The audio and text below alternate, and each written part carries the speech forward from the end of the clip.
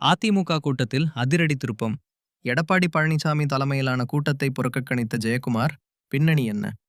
அதிமுகவில் உள்கட்சி போட்டி தீவிரமடைந்துள்ள சூழலில் பொதுச் செயலாளர் எடப்பாடி பழனிசாமி தலைமையிலான அணியும் முன்னாள் அமைச்சர் எஸ்.பி. வேலுமணி முன்னிலை வகிக்கும் அணியும் தனித்தனியாக ஆதரவை பலப்படுத்தி வருகின்றன.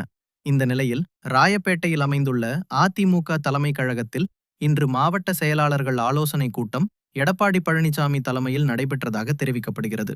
இந்த நிலையில் ராயப்பேட்டையில் அமைந்துள்ள அதிமுக தலைமை கழகத்தில் நேற்று மாவட்ட செயலாளர்கள் ஆலோசனை கூட்டம் எடப்பாடி பழனிசாமி தலைமையில் நடைபெற்றதானால் இந்த முக்கிய ஆலோசனை கூட்டத்தில் பாதிக்கும் மேற்பட்ட மாவட்ட செயலாளர்கள் பங்கேற்கவில்லை என்ற தகவல் அரசியல் வட்டாரங்களில் பரபரப்பை ஏற்படுத்தியுள்ளது.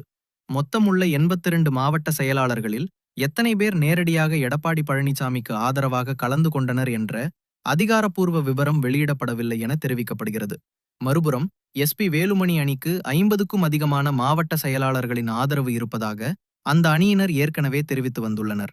குறிப்பாக எஸ்.பி. வேலுமணி மற்றும் சி.வி. சண்முகம் ஆதரவு தரப்பை சேர்ந்த மாவட்ட செயலாளர்கள் யாரும் இன்றைய ஆலோசனை கூட்டத்தில் பங்கேற்கவில்லை என்பது அரசியல் முக்கியத்துவம் வாய்ந்த அம்சமாக பார்க்கப்படுகிறது.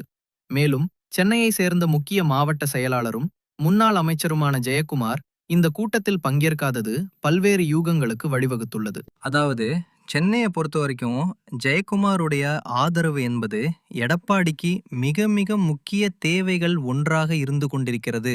அந்த ஜெயக்குமார் எஸ்.பி. வேலுமணி தரப்புக்கும் எடப்பாடி தரப்புக்கும் எந்த விதமான ஆதரவையும் கொடுக்காமல் இருப்பது ஒருவேளை அதிமுகவின் முன்னாள் அமைச்சர் செம்மலையை போல இவரும் அதிமுக விருந்து விலகப் போகிறாரா என்ற கேள்வியும் தற்போது அதிமுக தொண்டர்களிடையே அதிகரிக்க தொடங்கியிருக்கிறது. அதிலையும் குறிப்பாக நமது ஜெயக்குமார் 2021 மற்றும் 2026 தேர்தலில் அதிமுகவின் சார்பாகவே போட்டியிட்டு ராயபுரம் தொகுதியில தோல்வியை தழுவியிருக்கிறார். இந்த தோல்விக்கு பின்பு அரசியலில் இருந்து ஒதுங்க போகிறாரா அல்லது அதிமுகவில் ஏற்பட்ட பிரச்சனையின் காரணமாக அதிமுகவிலிருந்து வெளியேறப் போகிறாரா என்ற தகவல் இணையதளங்களில் உலா வந்து கொண்டிருக்கிறது. பொறுத்திருந்து பார்க்கலாம். ஓகே காய்ஸ், வீடியோ பிடித்திருந்தால் மறக்காம லைக் அண்ட் சப்ஸ்கிரைப் பண்ணுங்க.